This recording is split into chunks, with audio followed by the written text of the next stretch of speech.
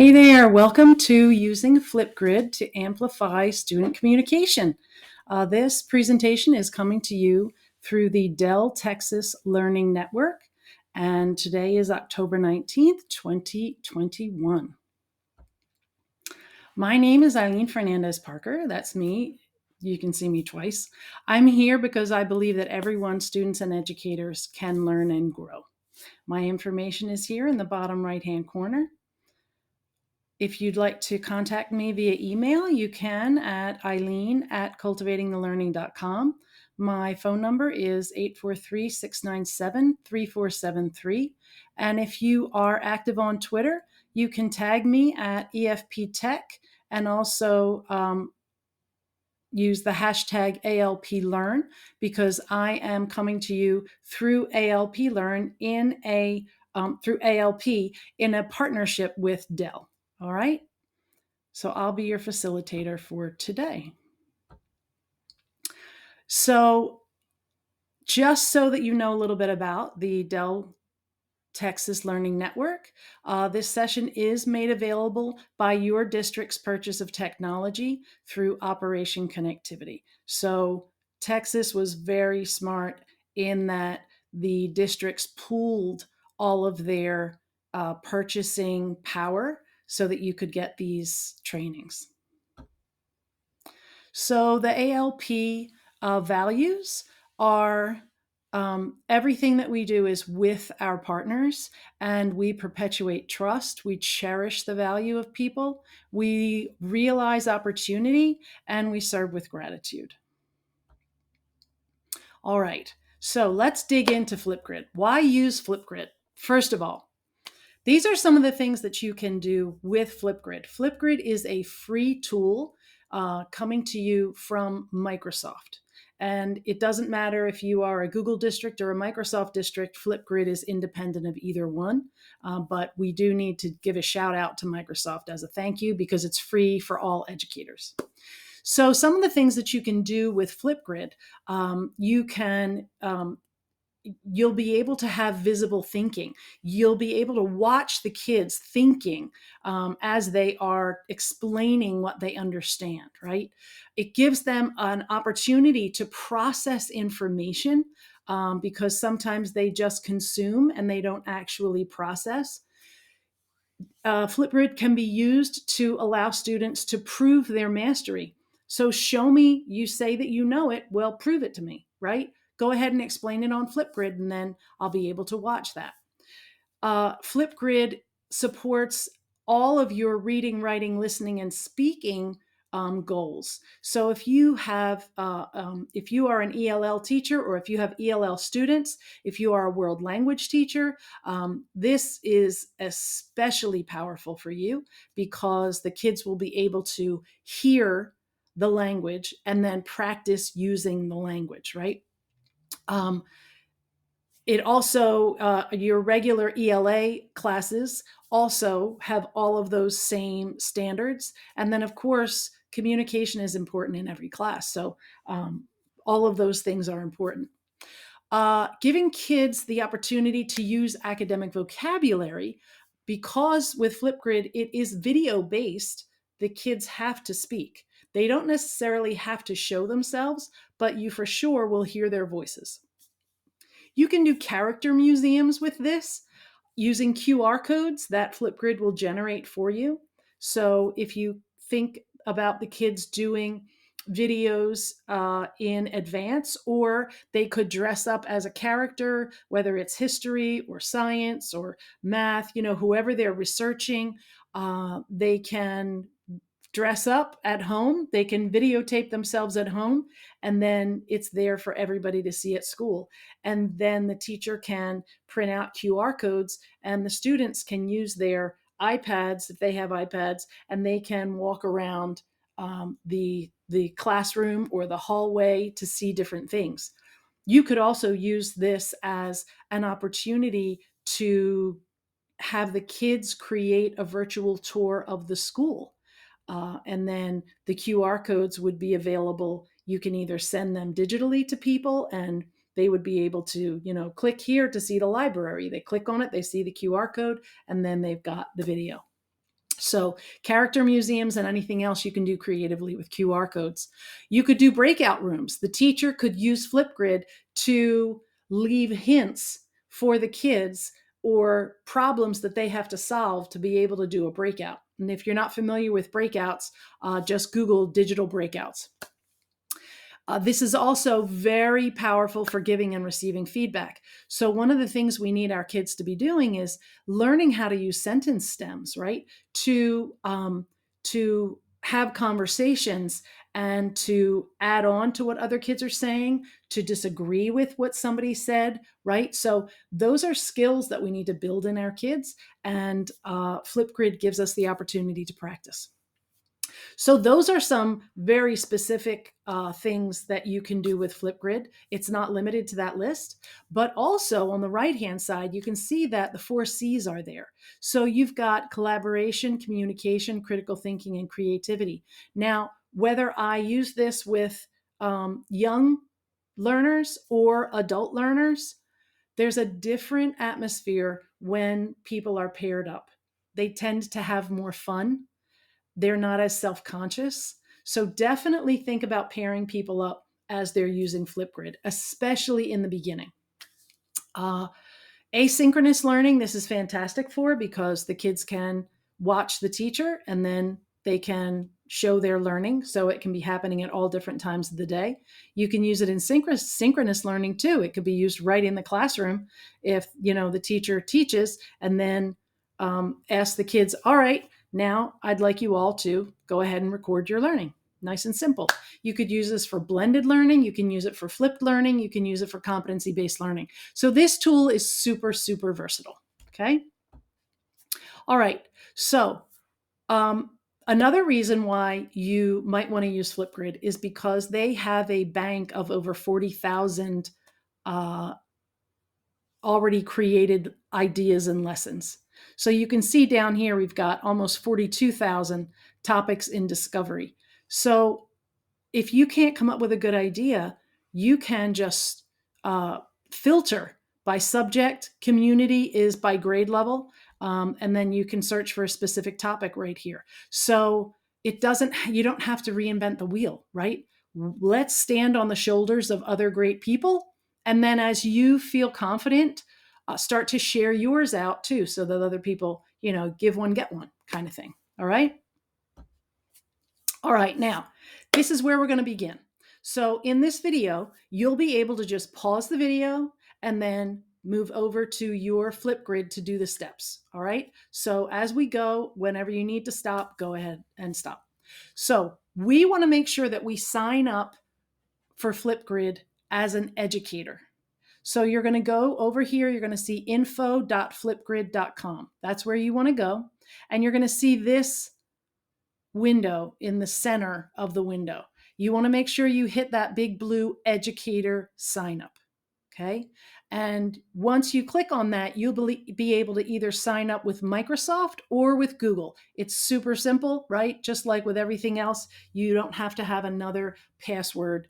And it's the same for the students. They can also sign up using either Google or Microsoft. They don't have to have accounts on there. Because you can just use join codes, and you can also use Google Classroom to bring them in. But if, for older kids, they might find a use for this. Once you have done your educator sign up, then you can use the login button to actually log in. Okay. So once you have created your account, and you can pause the video here if you need to, and go ahead and follow these steps. And I'm going to jump over to my live screen. So right now I'm at info.flipgrid.com. I'm going to hit this button right here. Now, if you are giving a PD and you want people to join using the code, this is where they would paste that code to join a specific group. So when we talk about group, that's what we would call like a class, or it could be a PLN. It could be a grade level of teachers, or an entire grade level. It could be a club, right? So these are all different ways that you could use this safely. So when I hit the educator sign up, it already knows me, but normally it would ask for my Google login. Okay.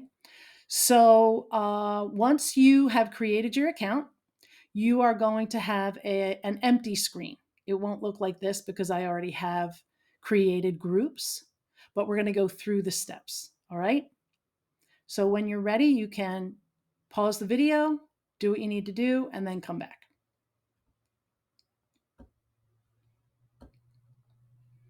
All right. We're going to create our first group. And remember, your group is the equivalent to your class. So if you're elementary, you might just have one group for the whole year. If you're middle school, you might have 6 groups. High school, same thing, right? If you're a guidance counselor, you could have groups based on groups that you meet with for kids, right? If you are an admin, you might have different, you might have like all your grade level leaders together. It's a fantastic way to share ideas, right? And to give feedback and just really develop some good solutions. So what we're going to do here is create the group, add members, share the join code, choose and add our theme, and then access the settings. Okay. So I'm going to jump over here. I'm going to close this now. So here we are. I'm just going to close this out as well. In the top right-hand corner, you're going to see this add group. You're going to click on that. And here it says create group. Now, right away, you can choose your theme if you want. You can choose whatever you want. Maybe I like nature, and I'm going to hit add. I'm going to name my group. I'm just going to call this DTLN practice. Now, right here for manage members, you've got multiple options. Now, as a PD delivery facilitator, I like to use the email or domain. And what I do is if I want to just lock something down to just my school district, I can do the @ and then beaumont.org, if that's what my domain is, right? So that works very well when you don't know all of the people who are going to show up. For username, if I already have all of my students' information, it's best for me to upload it as a CSV. So you would download the template, make sure it's formatted the way Flipgrid can understand it, and then you can do all of your kids in one fell swoop. What you need here is first name, last name, and then username. So if the district already gave them a username and it happens to be an 11-digit number or whatever, you can use that. Or you can also just let it be their first name, last initial, or whatever you want. Okay. You do have to let the kids know, though, what their username is. They're going to need that. So you can do this one at a time, or you can do it as a large group. You can also bring in a Google Classroom roster. So once I click on Google Classroom, now all of the Google Classrooms that I have created are right here for me to choose from. Okay. So I'm not going to choose that just yet. I'm just going to go with the @domain.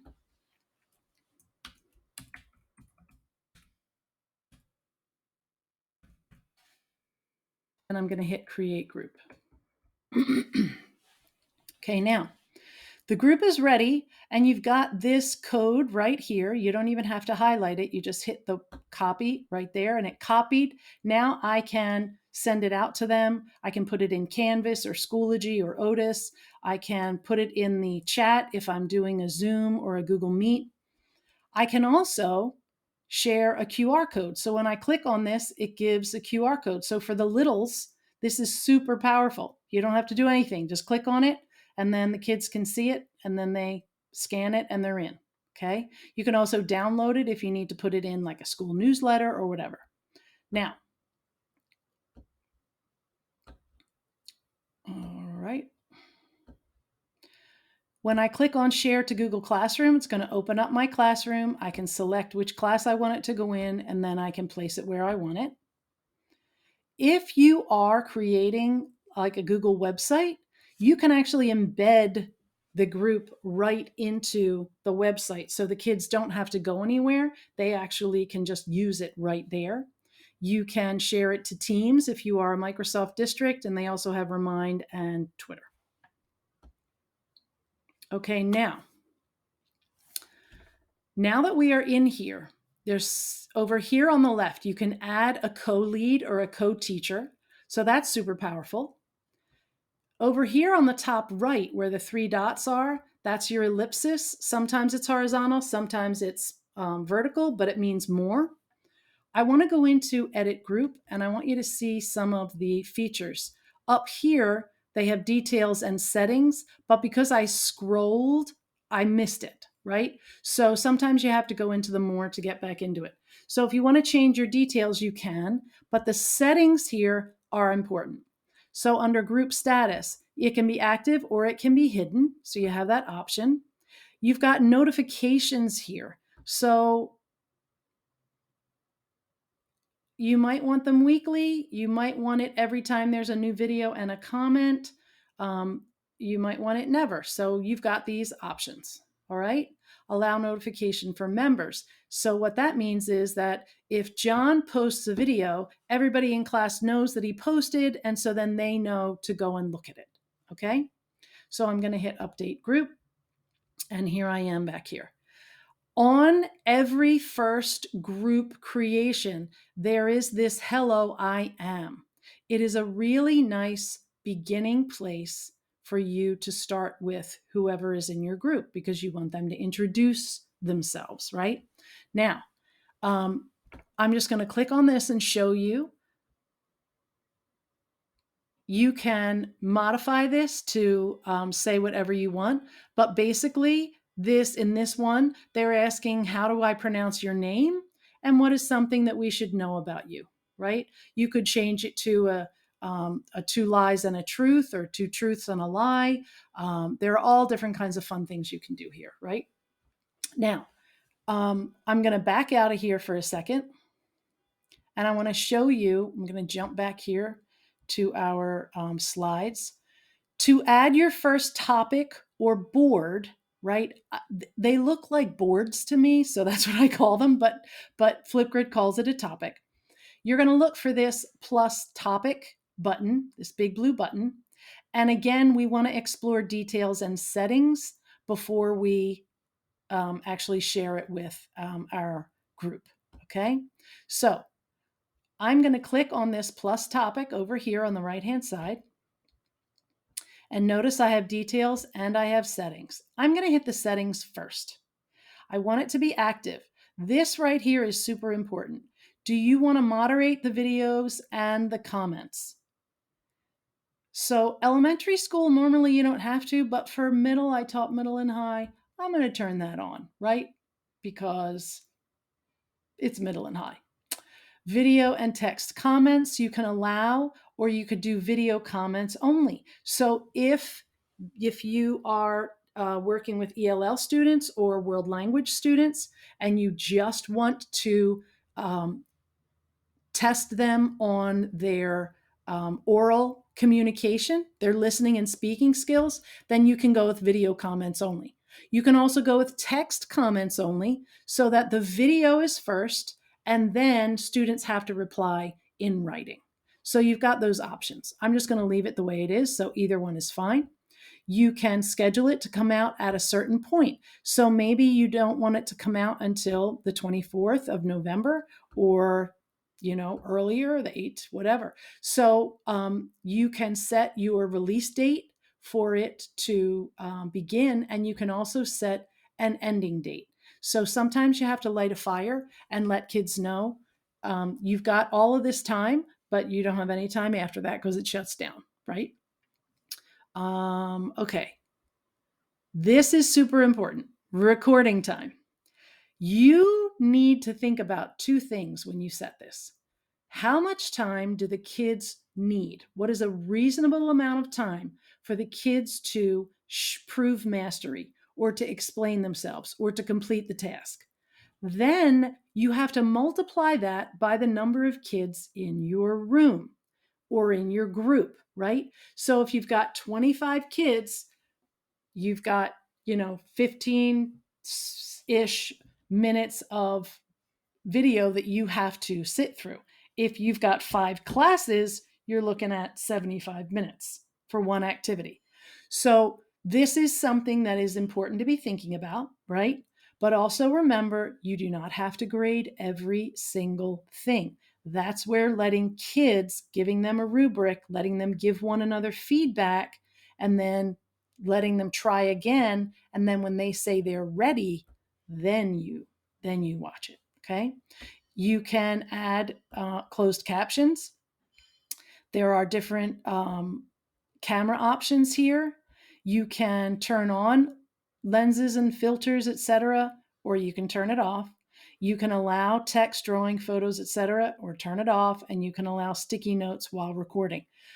I like to leave these on just to see how kids use it creatively.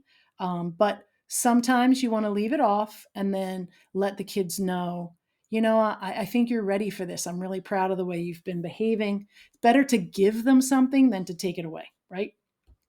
You can have a guest password.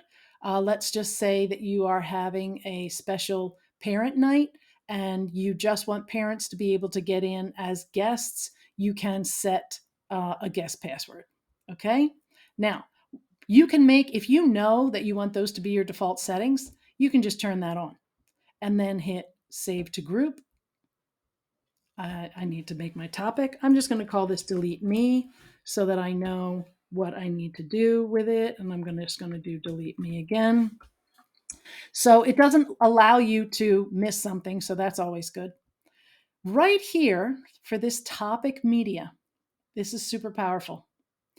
You can import images. So if you're teaching art or history and you have an important image that goes along with what you're teaching, you can include an image right here. You can record your own video as a part of your introduction that the kids will see, or the adults, whoever the participants are. You can add Bitmojis. These right here are super powerful because if you record your own video for flipped learning or for blended learning, you can upload it here.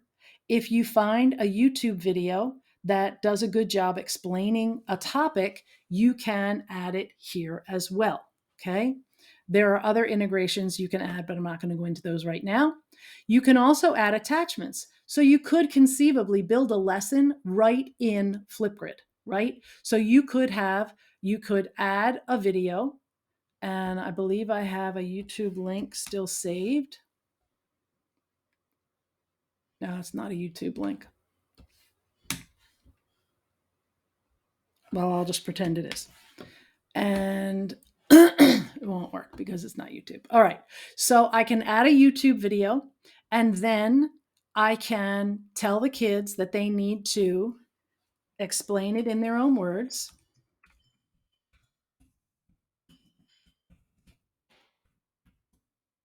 And then let's say if this is math or science and they have to actually do some problems, or maybe it's grammar, or maybe it's art, blending colors or doing different things.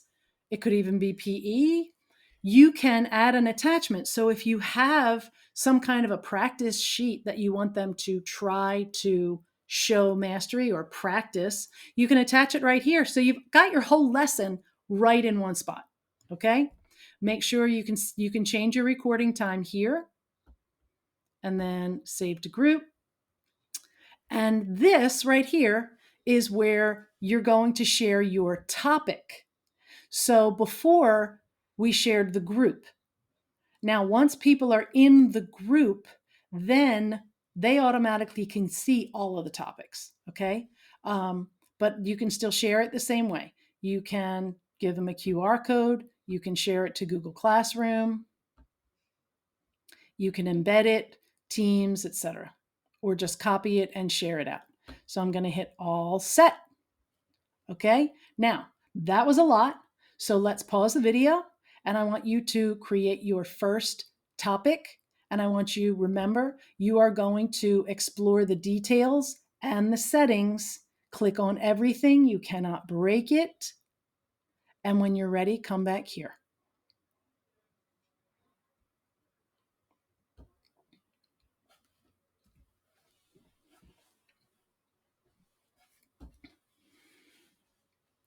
All right. So this is my topic. It's called Delete Me. Explain the video in your own words. What I'm going to do is I'm going to jump over to a different topic that I created. And this one has a YouTube video embedded. So the kids could conceivably watch the video here, right? And then they click this add response. So here is a response. And I want you to see here what this explanation says. Watch the video below and then explain the process in your own words. Then complete the practice problems. You tell them where to find the practice problems. They could either get it from the link or get it from Google Classroom. If you need a little help after watching the video, add the raised hand emoji or the confusion emoji, and we'll meet at the table tomorrow. So this would be a routine, right? So the kids know I'm going to watch the video and then I'm going to practice it. And if I don't quite get it, right? If I'm having trouble explaining it, there is an option for the kids to add the emojis as long as you didn't turn it off. So let me show you what that would look like. When they hit add response, and now I'm going over the actual how to use Flipgrid. So here it is. It's on my face, right? But it doesn't have to be. So if I'm shy or if I'm self-conscious, I can go into options and I can choose to let it record my screen. And then I can choose which screen I want it to record. So I can go in here and do my entire screen or an entire window or just a specific Chrome tab. And then I can choose from here. So I'm going to go back to the page that has the video on it.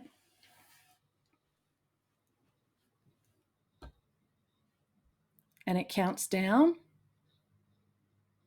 Now, it is capturing the screen, okay? And this is actually the screen that it is on.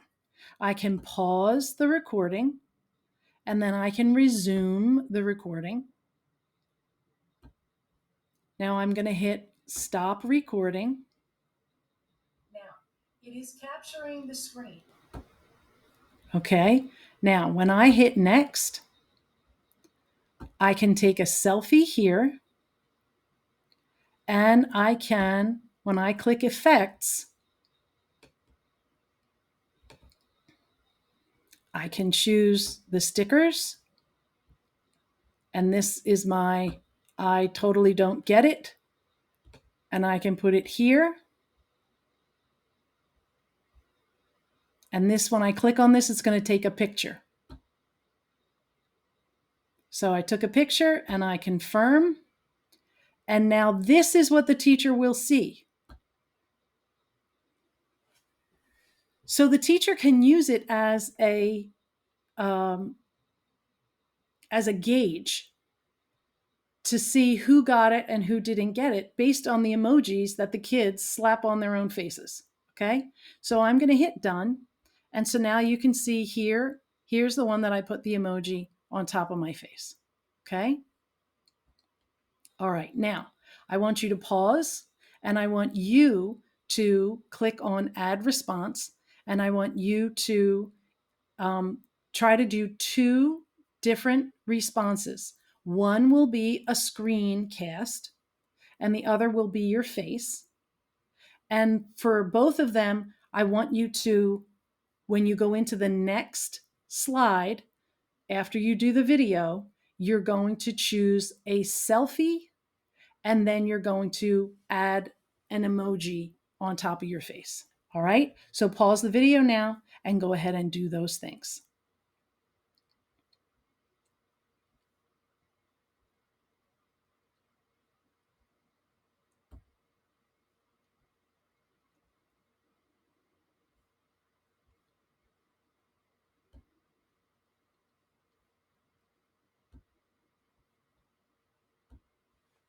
All right, now what I want to show you next is, this is the delete me.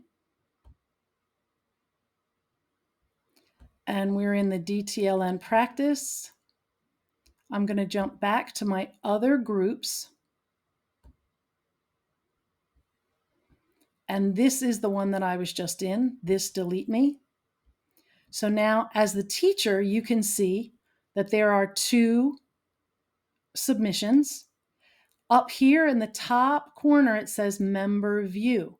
So you click on member view to see what students will see. And students see them this way in tiles. Now, to comment, which is what we want the kids doing, we want them to watch one another's because they get multiple perspectives by listening to each other's answers, right? They can watch the video and they click on it. And then here's where they can add a text comment, or they can record a comment. So when you're talking about ELL, world language, pre-readers, struggling readers, and writers, they can record their response to the first video. So you get like a chain reaction. So if I click on here, it counts down. This is my response to the video above. And I'll pretend it's longer. I hit next. This is my response to the video above. That's fine. This will be my cover photo, but if I want to take a selfie, I can. And that's how I'm able to add the effects. Okay, so I can choose, I don't like those. Let's go back in. Oh, I have to back out this way. I'm partial to the stickers. I think they're more fun. And you've got emojis, you've got expressions. I think I just froze it. There we go. I for sure froze it. All right, so I take my selfie, I hit effects.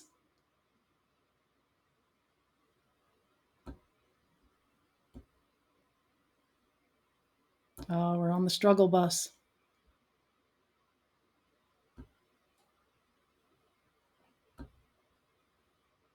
Here we go. And I think it's a really good,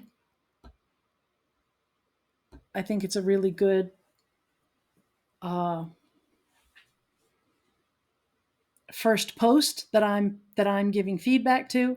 So right away, I'm letting the person know that that I approve, right, with a visual. For some reason, it didn't like that, but I'm just going to move on.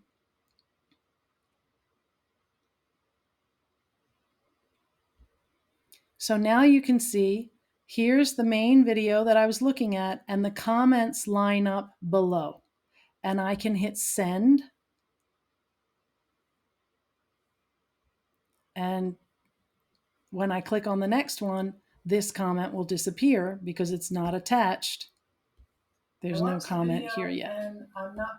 All right. So the kids can definitely give feedback to one another, but you want to practice sentence stems with them. That is super duper important because they do not know how to talk to one another. They do not know how to have a non-confrontational discussion. They do not know how to politely set somebody up for some constructive feedback, right? So it's very important that you practice whole group before you go into these.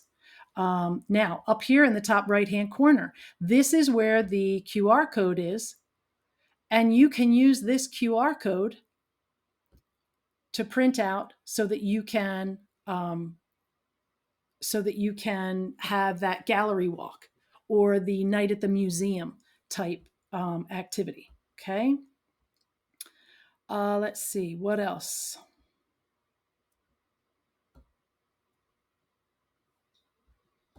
All right, so that pretty much does it for how to set up your group, how to set up your topic, and how to set up, how to hit the response and give feedback.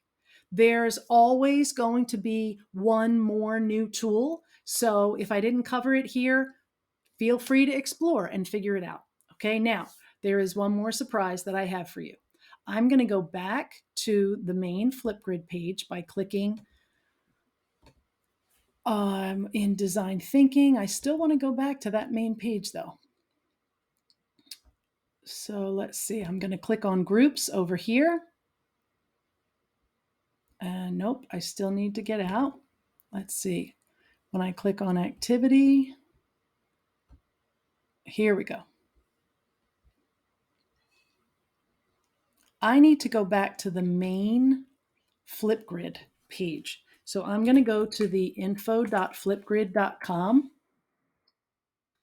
and I'm just going to hit log in, and it already knows me. The reason I had to come back here is because, and I'm going to back this up. Remember in the beginning, I talked about borrowing and sharing ideas.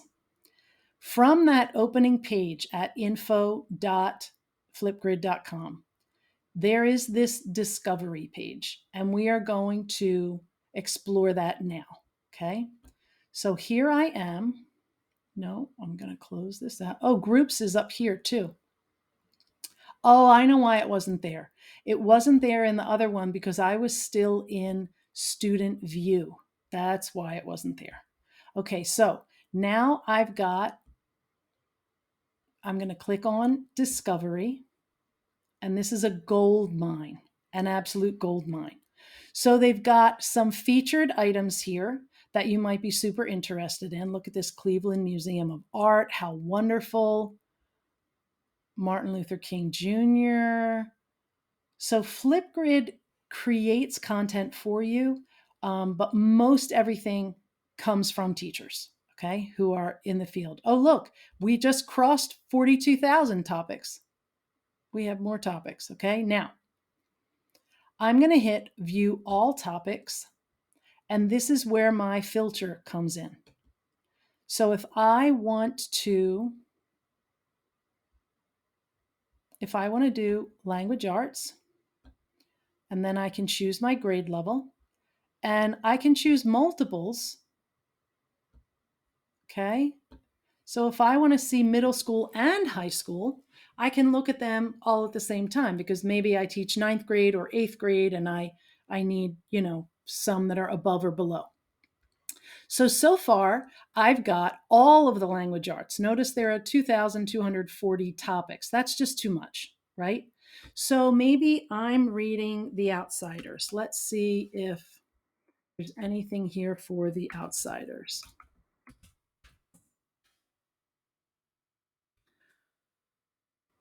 And there is. Wow. Over 2,000. That's crazy. So we've got the music from it, chapters, popular music, West Side Story, and a comparison. This is awesome, right? Characterization. So let's just see what these teachers had in mind. So choose one character from The Outsiders and answer the following question. How would you describe your character? And they can choose anybody they want, right? The teacher, though, is sure to tell them exactly what they have to do. They have 2 minutes, and they have to make sure they support their answer with at least 3 examples. Now, if you like this and you want to use it, you can hit add topic and then add it to your groups or create a new group or save it for later, right? This share link you can also use to share it out, share this this idea with other people, and then they can also copy it. So I'm going to hit add topic, add to my groups. I'm going to select my group. It was the DTLN practice, save to the group. And now I can go right there, and here it is. Okay, so this discovery is gold. It's golden, right? Now, when you are confident and you want to submit a topic because you think that you have a good idea, you're going to use this submit a topic over here, okay? All of the ones that you save, let's just say, oh, notice this already changed. let's say I want to save this Martin Luther King Jr. one. I'm going to hit add topic and save for later. And then it allows me to organize what I'm saving. So I want a new one. Uh, I want this to be history. And will let me create a topic, create a new one. Here we go. Sorry about that. Okay. And I can set things up as, by month or by topic, etc.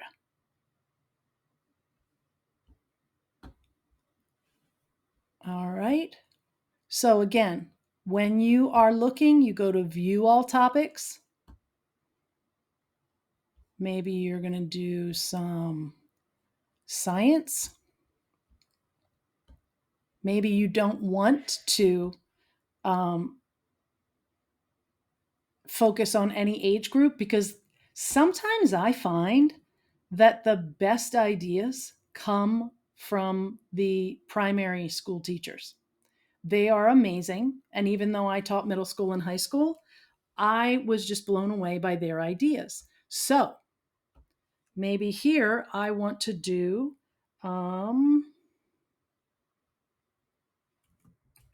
plants. And let's see what comes up. And so now I can look through these and see what types of things, ideas people came up with. Right? So don't reinvent the wheel. You've got all of this at your fingertips and it is free. You just have to get in there, dig around, and train the kids, get them used to it, and you should be fine. Okay? All right. Now, it's important that we get feedback. So if you don't mind, if you enjoyed this, and you have some feedback, and even if there's a glitch and you want to mention it, please go to tinyurl.com/DTLN course, and then you're going to list it as the Flipgrid course and give us some feedback, because I'd love to hear what you have to say. If I can improve at all, I would love the opportunity. All right. So thank you very much and enjoy Flipgrid. Oh, and remember, if you do use some of these ideas, if you wouldn't mind tweeting it out at and tag me with at EFP Tech, I would really appreciate it. That would be awesome. All right. Thank you and goodbye.